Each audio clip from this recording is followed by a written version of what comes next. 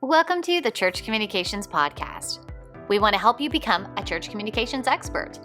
We understand it's a challenging and ever-changing role because we worked in the church too, which is why we built a community of over 30,000 church leaders that are ready to support and cheer you on. Your hosts for the show are Katie Allred, Kenny Jahng, with special guest host from the Church Communications team. They're here to help you and equip you to better reach your community. We'll talk shop with practitioners, professionals, and communications experts about what's working, what's not, and what's next.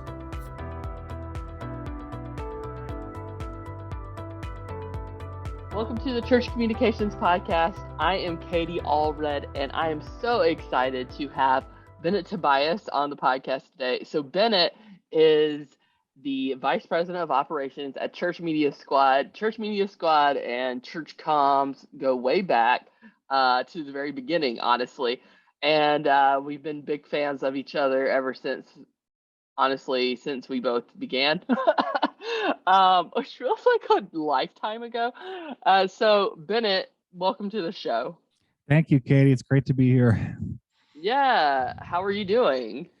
Good. We're good. I'm with two of my sales guys here in Ohio. So we're just having fun and chatting to a lot of people, a lot of church plants and multi-site folks. So it's been great. Yeah, that's always fun. Okay, so tell me a little bit about Church Media Squad and what y'all do. I would love to just start off with that. Sure. So we are an unlimited graphic design and video design company, and we focus primarily on churches, and that's been kind of our niche ever since we got started back in September 2017. And over the years, we've got our systems together in a way that we were able to focus and scale with a lot of churches and offer just a great quality product. So it's all unlimited, no revisions, no project caps, all that fun stuff. So we basically become a church's graphic design department. Yeah, actually, Church Communications was one of the first, I think, clients of y'all back in the day. Yeah.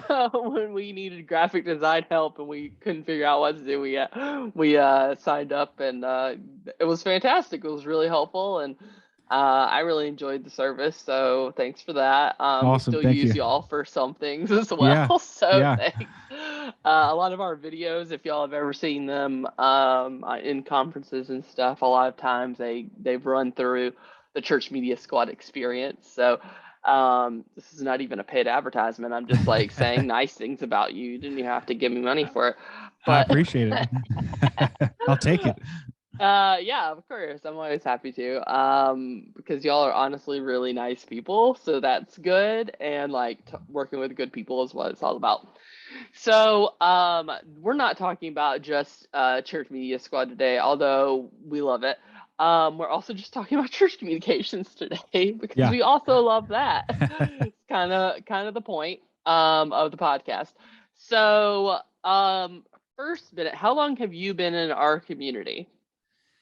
Oh man, at least since 2017. I mean, when we got started, I don't even know if the group is that old. I feel like I've been there since day one. I think it's just it's always on my feed. Let's put it that way. I can't remember a day when it's not been there.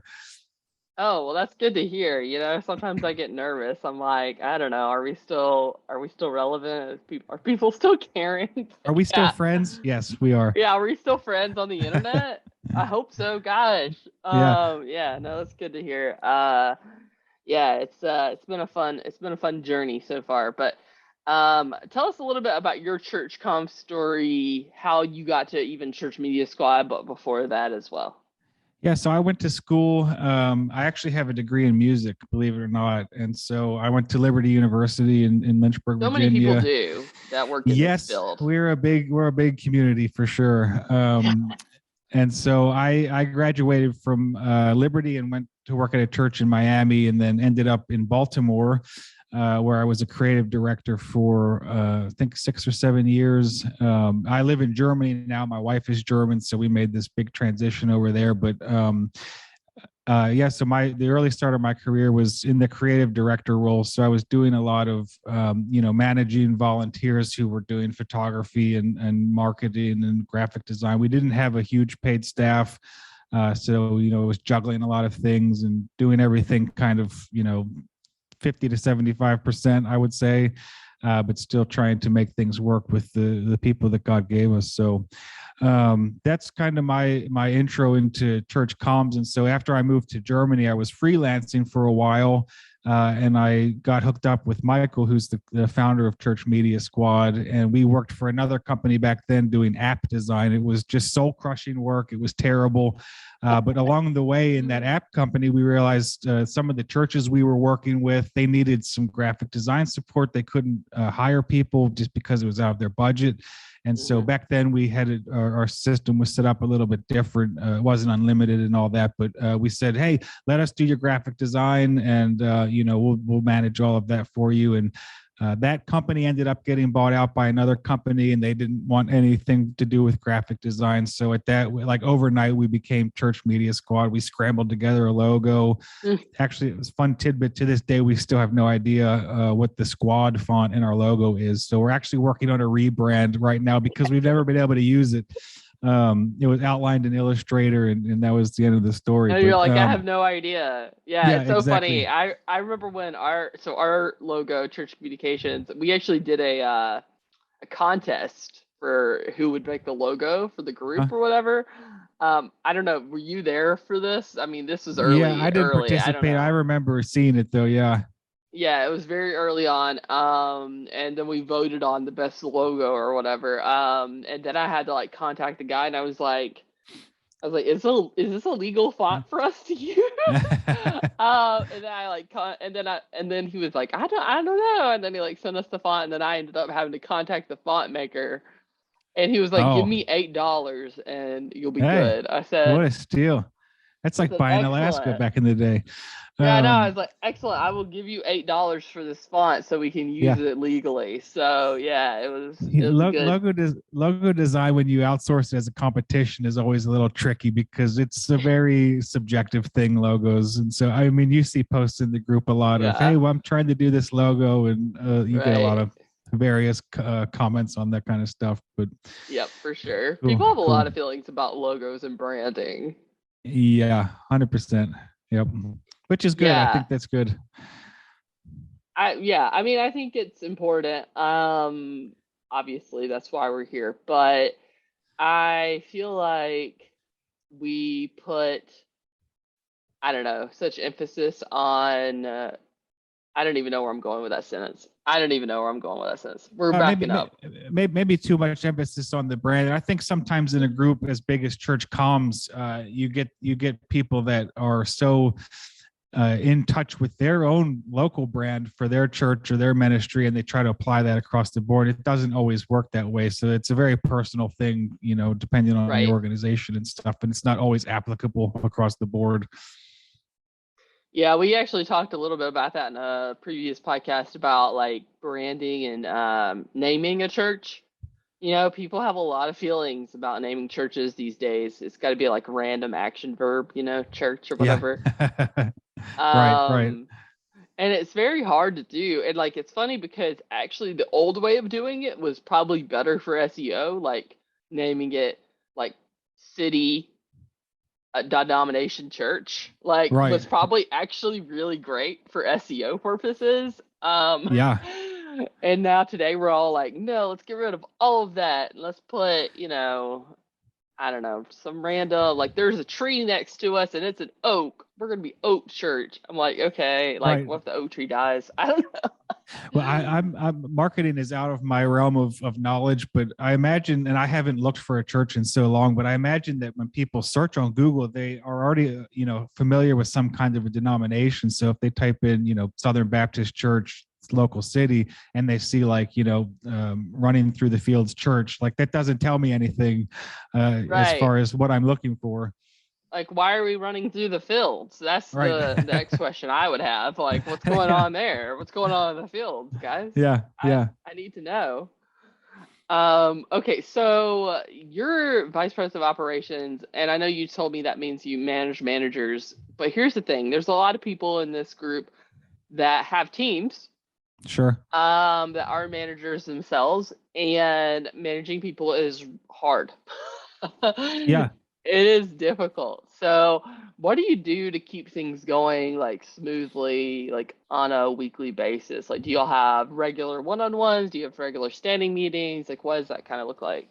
Yeah, so our meeting structure, I always tell my managers that I think the best kind of manager to be is a coach mentor. You don't want to be a buddy manager where, you let things slide because then you lose accountability. You don't want to be the one that's, pushing too hard because then you get, inadequate work and nobody likes you. But the coach manager is one that kind of helps take you along. They build that relationship, but they also hold you accountable, and they're making, results is the big thing, and working towards goals. But as far as our meeting structure goes, we have the one thing that's most important to us. We have 40 some people on our staff. Everybody in the company gets a one-on-one at least once every other week, and so those are the things that we find. Sorry, hey Ed, you're ruining everything. Sorry, if someone's opened the door. So the one-on-ones are most important because those are the times when we just set aside 30 minutes. They never go over 30 minutes, and we let the manager let their subordinate talk about whatever they want. It can be work, could be what they did this weekend. They can talk about anything they want, and it's just a time to build relationships so that when you have to go into the trenches, when things get kind of crappy during the week and it's busy, there's a relationship there, and it's not like you're working for a stranger or somebody that doesn't value who you are. So that's our number one meeting that we have at least every other week. Yeah, no, I think that's really great. I feel like people don't value the one-on-one as much as they probably should, and I feel like it's really important. I also feel like it's important to like have at least some structured time where you can even go not above your boss's head necessarily, but some structured time to go directly to the person who's directing all the managers and just have Yeah. some conversation and time with them. Yeah. Well, Yeah. it's interesting for us too because we're 100% remote. So we have people in every time zone in the US, Canada, South America, Mexico. A couple of us are in Europe. I'm not the only one anymore. Yeah. And so, finding what works is a challenge, especially when it's all remote. So we see each other maybe Right. once a year at our all squad retreat. Yeah. And so, the one-on-ones are hard, I think, for people because the way we do them anyway, it doesn't necessarily have to be about business. So when you sit down in a meeting with someone, you're assuming, okay, let's have an agenda. Let's get X done. What did you do last week? What's coming up? Show me results. But for us, those one-on-ones is about building the relationship. And I'm not saying that you come to work and everybody's your friend because that's not true either. But there has to be some kind of relationship foundation there, or else the work is meaningless, because if you don't like who you're working with, what's the point? Yep. Okay, so you have so many projects going on at one time. I think everyone just wants to hear the tool stack. Okay, our tool stack, our big ones are ClickUp, we use for project management. So all of our clients are interacting with us on a daily basis, 99% in ClickUp, and we have a pretty highly customized, tons of integrations through Zapier and Make, which was formerly Integromat. And so we use automations. We're huge fans of automating everything that's not creative. It saves us a ton of money. We use Slack. What are some other big ones? Airtable is, I would say, the number 2 most important tool, maybe tied with ClickUp. And just because Airtable is such a flexible data, it's a database, but it is capable of doing so much. And so we learned too late in our journey with Church Media Squad that we weren't collecting data enough. And so I would say probably 3.5-4 years ago, we track everything we possibly can, and all of our decisions come from that data. From a top level. And so Airtable is where we look at that. We look at trends and past numbers and also predictive numbers. So what's coming up? What is this looking like? And that sort of thing. No, that's awesome. Yeah, that's really great to hear. Okay, so all right, I really strayed from the question, so I'll go back to the questions now. Okay, so what does church communication mean to you? Oh, church communication. Well, I guess in general, any communication role is to deliver a message to an audience. And so, how are we doing that? What's effective for our community? What tools do we need to make sure our message is heard and people aren't getting bored? How do we know that this feels like who we are and that we're conveying, truth in advertising, so to speak? One of the things that really annoys me about churches is when you go to a Christmas service or an Easter service, and they spend all of their money on one Sunday, and it's amazing and it's awesome. It's a great experience, but then you come back next week and it is nothing like that ever again until next Easter. And so I think part of the communication is let's be who we are, and let's make sure that people know who we are, even if it's not like the great church down the road that has all the money. We have our own identity, and that's important to be real to who we are. Yeah, no, I completely agree. I think we kind of lose track of that inside of all the programs and everything else, but really like just figuring out our voice and like how we can communicate who we are in the gospel, I think is really important. Yeah. Okay, so if you could go back in time to student at Liberty. That's a long time ago, Katie. When you were a wee child, and you could go back and tell yourself one thing when you're starting off in church communication, what would you tell yourself? Oh, that's a great question. I would probably tell myself that you need to always be open to learning from people older than you. I think it's really important to get that experience. I don't know. I'm sure, most college grads come out of it and, I've been to school. I have a degree on the wall. But it's, right. I have a degree in music. So what I'm doing now, you're a young whippersnapper. I have no formal education in what I'm doing. And so everything that I'm doing now, which is important work from a ministry standpoint, but also considering that we have, 40 some families that are relying on this person working for us.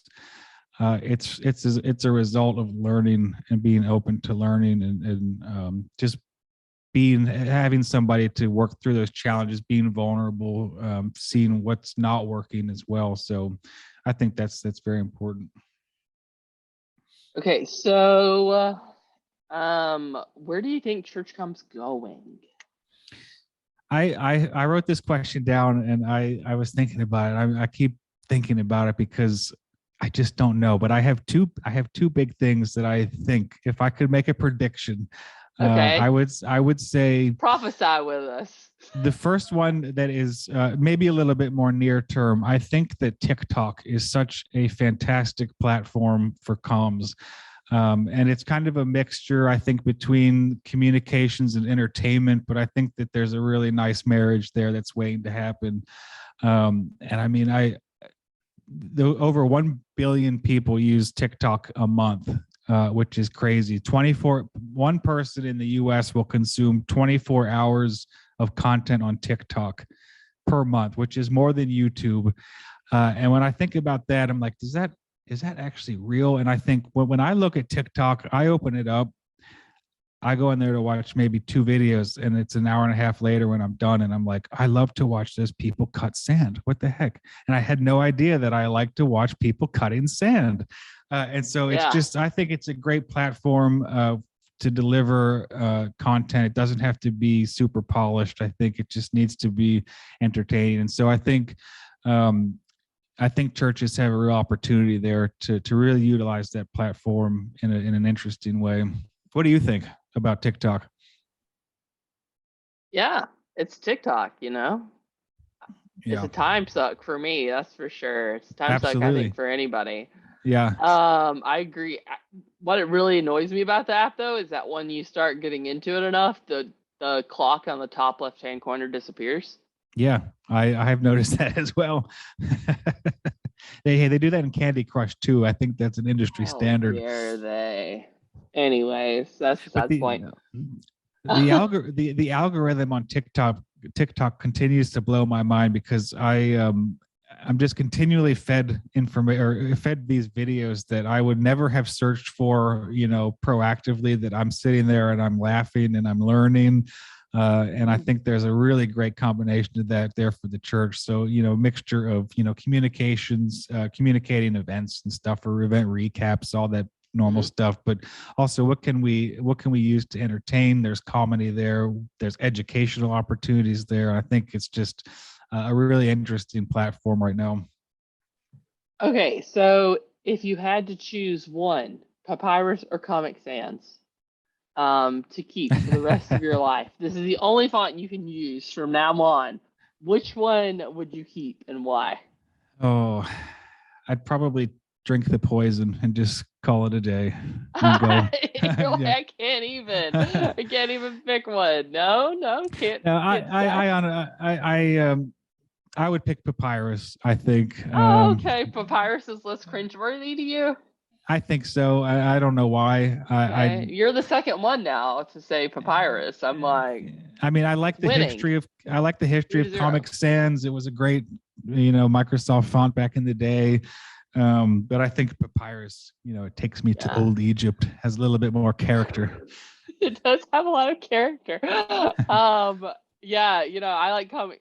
I personally would choose Comic Sans. I haven't admitted this yet. Okay. But because I remember reading, there's like a story about how Comic Sans was developed. Do you know about that? Like, was developed to help dyslexic people? Yeah. Mm-hmm. And I feel good about that. Like, I'm all for the accessibility.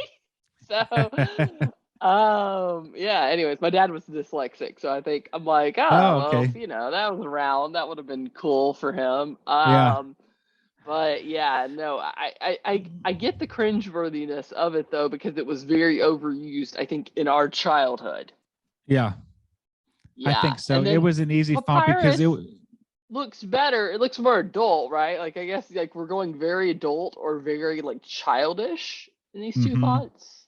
And yeah, whenever I see Papyrus, I think of, the gift shop that sells little knickknacks at the beach and stuff, stuff like that. But, Comic Sans was always like one of the first three fonts on Word or Paint or whatever. So, but I have one more Where's Church Comms Going idea for you. I'd love to get your thoughts on this, but what do you think? I think that the next big thing is the metaverse. I really do. I don't think it's here today. What? I think it's maybe 5 years from now. I don't know anything about that. Yeah, I know.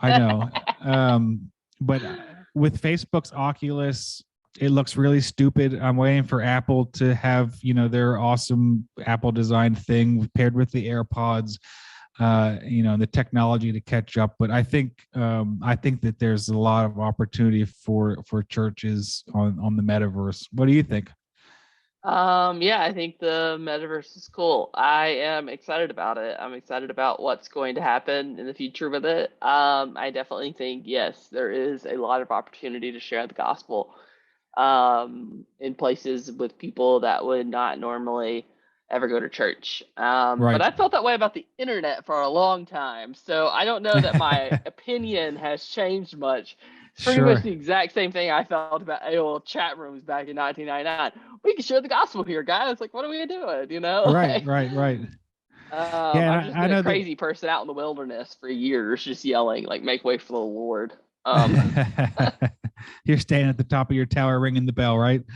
Yeah, well, I feel like John, I don't really feel like I'm at the top of a tower or anything. I feel more like John, like I've got beetles and wild berries and like twigs in my hair, and I've just been like out there just going crazy. Like, people just think that is a crazy kid.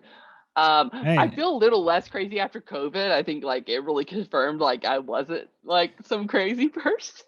Yeah. The interesting thing about the metaverse is the relationships there. And so I think I feel a lot more real. Sure. Yeah. Well, I think it depends on how old you are. I think, my parents and their parents would say you can't have a real relationship if you don't meet somebody. But, my generation and younger, that's all they know, and they're already there. And I think that the metaverse would just make that more aesthetically pleasing with more opportunities to engage. I'm excited about that. And we're actually We're And looking I to. have some friends that I've only ever texted with, really. Like, you know what I'm saying? Yeah, of course. Like, Yeah. or like messaged on Facebook or DM'd or whatever on Instagram. Like, I don't feel like I have. I mean, I have obviously tons of friends that are in real life, but Well, look at not to you. Geez, you have say. so many friends, Katie. Wow, I I'm know, jealous. guys. What am I gonna say? Like, I really do. But like, not to say that I don't. But here's the thing. Like, the friends I make on the internet are just as valid and real and important to me as the ones I have. And you're right, there is a generational difference. I do feel like that's changing, and I do feel like they are understanding of it. Or at least the people in my life that are older are understanding of it. If that helps anyone's Right. feelings. I'm at my aunt and uncle's house right now, and they were like, "Why didn't we get a VR headset?" I'm Oh, like, cool. I'm like, okay, I'll get you a VR headset. They're like, yeah, we want to go do stuff in the metaverse. I was like, okay, all right, cool. Yeah, So I mean, yeah, they're like all jazzed about it. that's I cool. actually took my mom in the metaverse, and she was very dizzy and confused, and Yeah, she was like, this is amazing, but not for me. right. Yeah, I Which get dizzy honestly, too. I've done with friends too that are my age, and they're like, "Yep, this is cool, but not for me." And I'm like, I get it. Like, you know, it's definitely the dizziness does wear off after a few times, guys. So don't worry, you'll feel better. Take some Pepto before you do it. You'll be good. Right. Yeah. But yeah. Cool. Okay. All right. One last question before we go. All right. This is a very important one. You are Yes. on a deserted island. You only Okay. have one CCM album to keep you company. What album is it? Oh yeah, you're putting me on the spot here. One CCM. You studied music, so Well, first let like, me ask you that this is coming out of left field, and I'm gonna out myself here. But would you consider Southern Gospel as CCM? sure. Okay, I would take anything from the Gaithers, the vocal band. I love them. I love them Wow, so you much. really Yeah. are out of yourself right now. Yeah. Yeah. I All love right, Southern as a Gospel. Gaither fanboy. Yep. Okay. I Yep. also love Southern Gospel, but I grew up in Alabama. Wait, where'd you grow up, Bennett? I grew up in Pennsylvania. What? How did you love Southern Gospel? You've been over there in Pennsylvania just listening to the Gaithers?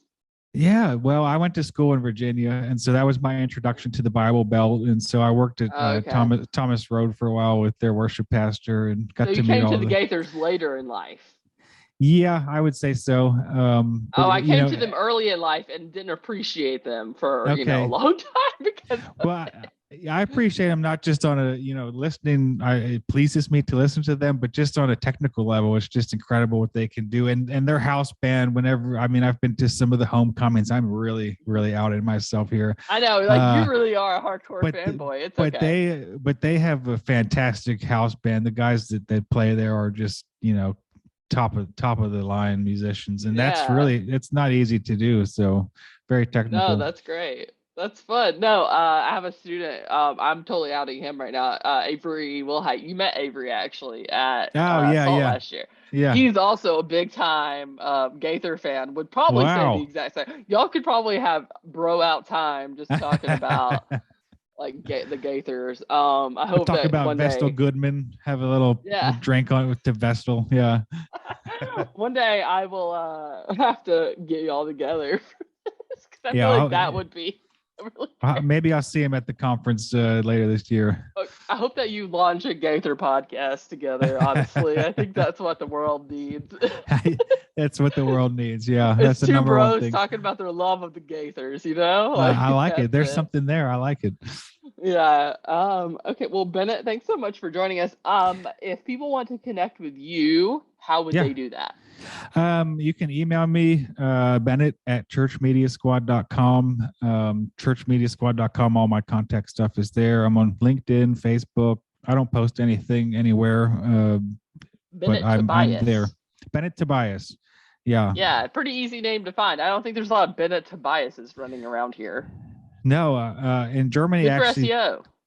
Tobias is a first name and Bennett is a last name. So whenever I say my name in Germany, they always look at me like, "Why are you saying your last name first? That is just really weird." And I'm like, "No, I'm from America. It's a first name." They blah, But yeah, Bennett Tobias. So I'm not gonna lie, I kind of wanted to call you Tobias at first, and then I was like, no, that's not his Yeah. first name. I've stopped So correcting people unless I have, at this point, you're start just to like, get to it's know fine. them. Yep. There are some people though that you call them their full name all the time. You know what I'm talking about? Yeah. I'm got trying to friends think of that you I'm trying to think can't- of somebody that I do that with. I can't think of anybody, but I know what I you have mean. a friend. She's gonna be like, "Why did you mention my name on a podcast?" Her name's Sarah Decker, and I just can't. Like, I'm just like Sarah Decker. Like, that's her name, you know? Like, I had a friend in college, Jeremy Jenkins. We would always say that. I haven't talked to him in 15 years, but we would always call him Jeremy Jenkins. Yep. Right. So shout out to Sarah Decker and Jeremy Jenkins. You know, like out Yeah. there keeping the full name thing going. Yeah. For the people. Anyway, it was a pleasure having you here. Shout out to Church Media Squad and Michael and the rest of the gang who let us hang out. And I look forward to seeing you next week. All right. Thanks, Katie. Really appreciate it. Thanks for joining us for this episode of the Church Communications Podcast. If you want to learn more, join over 30,000 church leaders in our Facebook group at churchcommunications.com/group. If you liked today's episode, be sure to subscribe and leave a review. It's the most impactful way you can help us reach more church leaders and equip them to better communicate for the church. Finally, don't forget to check out our website at churchcommunications.com. Thanks for listening.